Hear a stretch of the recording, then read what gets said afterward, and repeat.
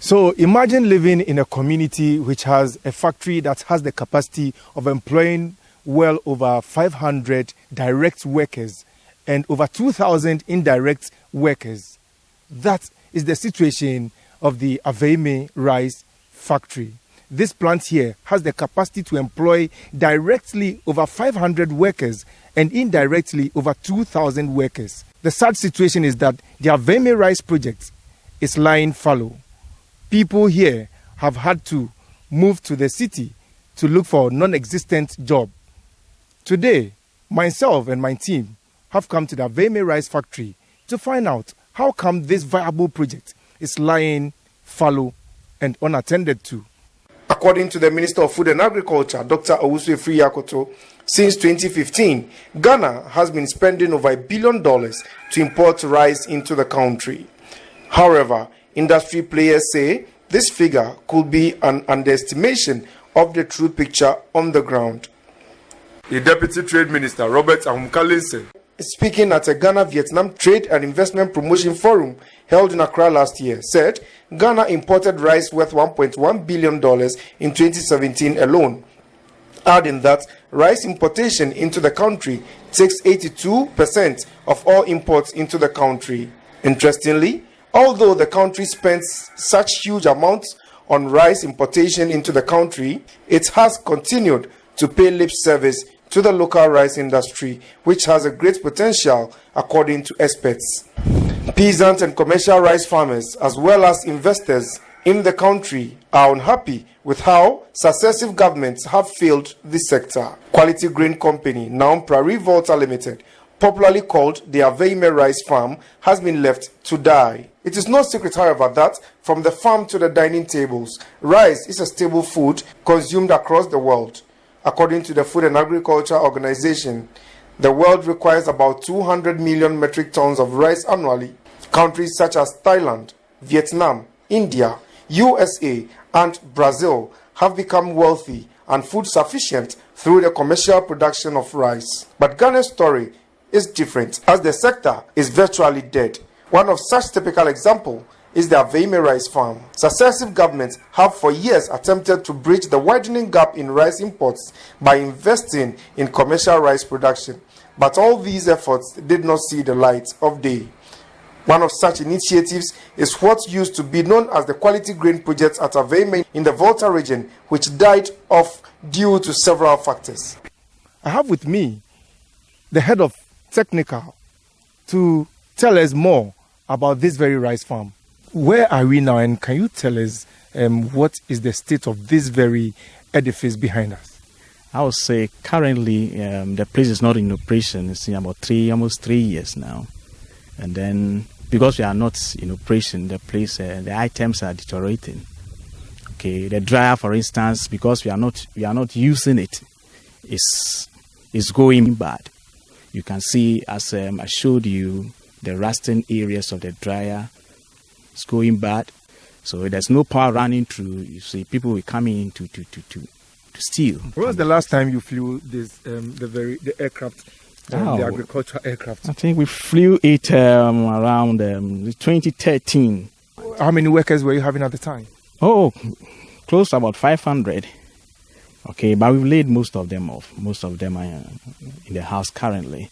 It's only a skeleton staff that we have here, which they are not even up to 10. In an attempt to sustain the dream of commercialized rice production in the country, the government of Ghana on 16th of May 2007 signed a memorandum of understanding with an American-based investor, Prairie Texas Incorporated, referred to as PTI, to provide a framework for investment, management, and governance of rice production through the defunct Quality Grain Company Limited under a new name, Prairie Volta Limited, PVL. According to the investment agreement, PTI owned 70% shares valued at $2.5 million, while the government of Ghana, through the Ministry of Food and Agriculture, MOFA, owned 30% shares also valued at $1 million, which was presented in kind through the assets of the defunct Quality Grain Project. That means government of Ghana did not commit any funds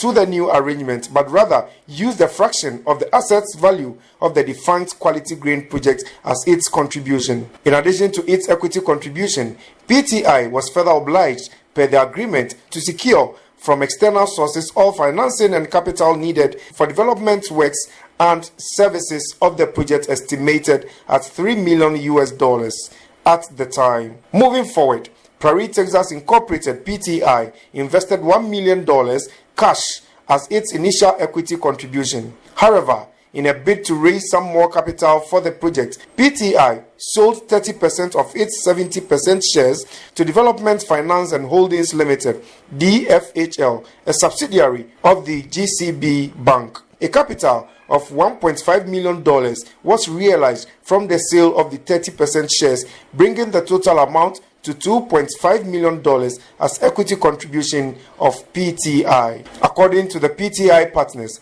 it was agreed as an interim measure to import paddy rice for milling and onward sales locally to generate some income for the company and to keep the mill running through field preparation periods. However, that never saw light of day, as the new government in 2009 decided that PVL goes straight ahead with field preparations and eventual cultivation. The company eventually reopened and started operation from 2009 to 2015. By 2015, what looked promising for Ghana to turn the wheels around rice imports became another nightmare as operations suddenly came to a halt. A visit to the plant, which has been non-functional for almost 5 years, revealed that almost every single equipment has been left to rot, and workers numbering over 1,000 laid off as several months of salaries of these workers continue to be in arrears. A handful of workers were spotted at the site. Let's take it 3 years now. We are all laid off. We are in the house doing nothing. In fact, it's big tough for we. So I'm praying to the government. We are suffering. Because our wives, when this work starts, our wives are doing good. We are doing good. But when the work starts now, everybody, some of us, we don't know where we can get our people from to get. And so we are appealing to the government, current government, to start something with us. Then we can get food from them. Nti ma wo na fresh hwe ba beto mu nyina o munya go a o munya dwuma bia ye biom nti esra ban se so obetumi aboa a atumi sa boa kakra inde ebe be sin a o mu so ba be factory fufro no o mu di so anka mi nkwa de ka mi nkwa anka o mu die we a ebe yi. The company has 3 ploughing tractors, and these tractors were supposedly the biggest in Africa in 1997 when the project started, but they have been grounded and rendered useless, whereas the machines and equipments have been left to rot away. We also sought to find out how come this project, which has the potential of solving the country's rice imports, has been left to die. Some top management members of PTI have been outlining a few things that worked against the company's progress. First challenge I saw was government using the value of the assets when it was purchased at $8.2 million and giving it to prioritizers as a value of the assets. The asset had sat down for 10 years and the value was given to them at $8.2 million. And it was sitting on our balance sheet, 7.2 of that $1 million was sitting on our balance sheet as a debt, which was a very big thing to me as a head of finance, because it prevented us from securing funds from anywhere in the world, including the World Bank, who had tried to assist us. That was a major challenge, to accessing funds to run the operations. We also had a lot of challenges with land compensation. There were times when we went there and the chiefs were not allowing us to do any work on the farm. It delayed a lot in 2008 and part of 2009. The third challenge was mainly with the interest rate at the time. We could access funds in Ghana, but the interest rates were so high in terms of rice farming. Your return is just about 40% on your investment. You have to pay 30%, 36% on interest on loan. It was not proper in Ghana to be able to run a rice farm with 30% interest on loan. And then The next issue is the fact that most of the equipments we inherited were really out of date, and the equipments had run their usefulness. They had sat down for a long time. They were rusty. They were a challenge, including even the mill, the airplane. They were all the level that were not usable, and we tried to put new parts in to use them, and they cost us so much. When we took over, as I said, the equipment that was there had been lying idle for over almost 10 years or so. So a number of them were faulty. A number of them were even no longer in production. So we had to get people or companies to manufacture those things to specification for us.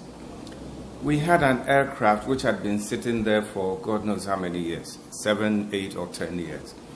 The plane wasn't flying. We had to get that plane fixed. Apart from the issues raised by the top management of the defunct Prairie Volta Company Limited, which has to do with finance and logistics as key challenges that worked against the success of the project, what did the GCB Bank, which owns 30% shares of the project, see as challenges?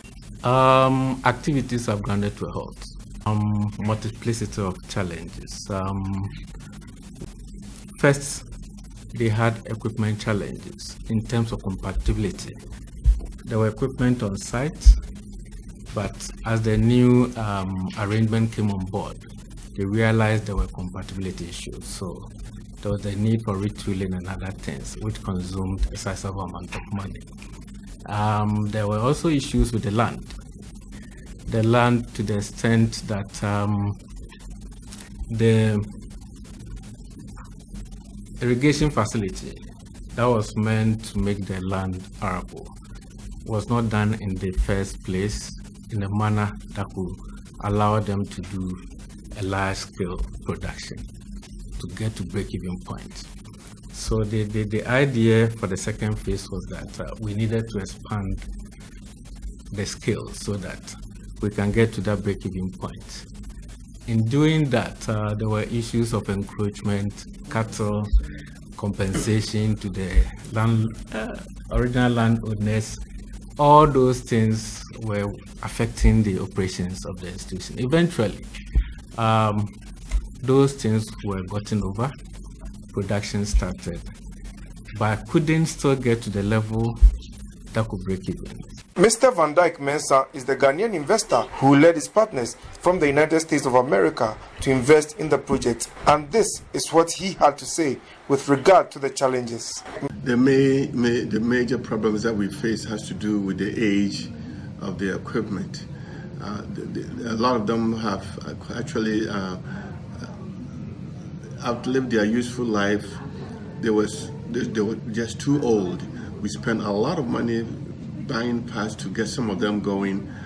We find out that a lot of them were also obsolete, not only obsolete, but have no value to us. And water pumps, the irrigation pumps, we couldn't use it. We also had the rice mill was so old, has been discontinued in the US 10 years before it was bought and then installed in Ghana. Aside the issues being raised by stakeholders and shareholders as challenges that worked against the success of Prairie Volta Limited, the head of legal at the Ministry of Food and Agriculture, Seth Domoga, says the collapse of the project, Prairie Texas Incorporated, failed to bring enough working capital to keep the project running. It has not done any production since 2016. It has been lying down with no production. Because the Prairie Texas, who is the foreign partner that came in, they have the management. They were also supposed to bring in the working capital. They run out of working capital. And so the company has not worked for some 2-3 years now. We thought it was a good project. Okay.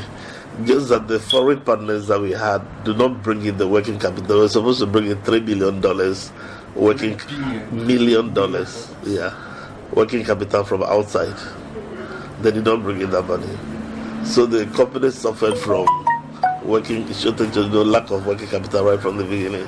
Mr. Dumoga's claim, among others, was sharply refuted by the American-based investor and CEO of PVL, Van Dyke Mensah. Mr. Mensah accused the Ministry of Food and Agriculture for showing very little interest in the growth and viability of the project, as their understanding of financial issues were quite problematic. How can we just bring in 1 million and take that whole million back? Doesn't make any sense. The company one has a board. We also have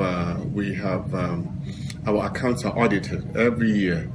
How did we transfer that money? I want to know, Mr. Sedumoga, to tell the country how the money was transferred back to the US and which bank, through what media that money was transferred back to the country.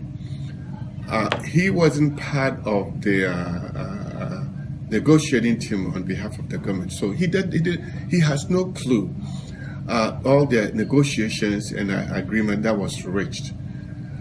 I just want to let him know that we have already spent, my partner and I spent about $1.5 million on the feasibility studies, which involve paying for agronomists, surveyors, various travels. Took us 4 years to put this project together, the feasibility studies, to be able to get this project started in Ghana.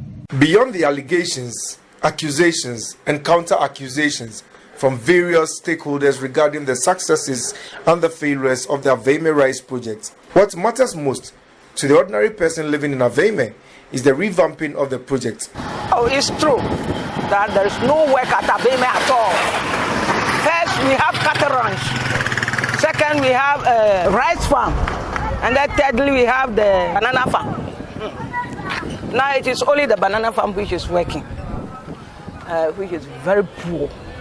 We don't get even a fountain in Aveyime here. One thing is this, so we don't get anything. Our children, our boys in town too, they are picking things just like that. So if the work will come to Aveyime, then I think everything will be okay again. Aveyime Rice Farm, they have to bring it back. Nothing is going on. You yourself, you look at the town. This is the station we are. Have you seen anybody here? The station is just like what will I say? The station is like a cemetery. Why so? Why so? While the town folks are calling for the revamping of the project to bring back the once lively town back to life, City News sought to find out from the people that matters at the top how the future looks like for the project and whether it is still a viable project worth investing into. The farm has a lot of potential. It's a very lucrative business, rice production, and in commercial quantities. Yes, PVL made a huge difference. We were able to prove that commercial production of rice, given the right assistance and the right support, is feasible, can be done in Ghana. The only way around is for the government to be very serious and come up with some dedicated funding arrangement to get commercial production of rice. It is obvious that this project can be turned around to save the country from its huge rice imports if the needed capital and attention is committed to it. But it looks like the project is bound to suffer some more peculiar setbacks, as GCB Bank has gone to court to seek creditors' order to sell some assets of the company to enable it to recoup its investment sum of $1.5 million.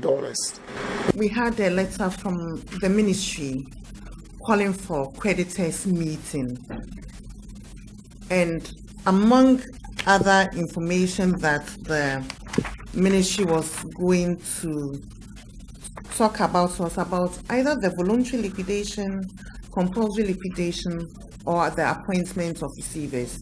So all creditors were invited, that is GCB as a bank, PTI itself, ADP, and Government of Ghana. We issued a demand as far back as March last year to the company to repay funds that had been given to it by means of loans. And we did indicate by law, you're supposed to give them a number of days. So once you give that notice and we don't hear from you, we would take steps that we deem appropriate to protect the interests of the bank. Well, the key issues have been highlighted, and from all indications from industry players, this project continues to be a viable project which must be given a critical look and not be left to die. The current managers of the project, which is the Prairie Texas Incorporated, are only hoping to see government show some commitment at getting all stakeholders aboard to ensure the project comes back to life. How urgent must we bring back the Aveyime Rice factory? Oh, I would say with a government policy of one district, one factory, it should not take time. If there is any factory to be revamped, okay, immediately with that, the minimum cost should be Aveyime Rice project. With a facelift, I bet you between $6 to $8 million can get this place operational. And I bet you to come the next 6 months, take you to the field, and you'll be surprised. It is workable. Workers here have one appeal. To them, they are calling on government to come to their aid by revamping this very plant, since it is their only source of livelihood. They are appealing to government to take a critical look and include this project into the one district, one factory project and bring it back to life.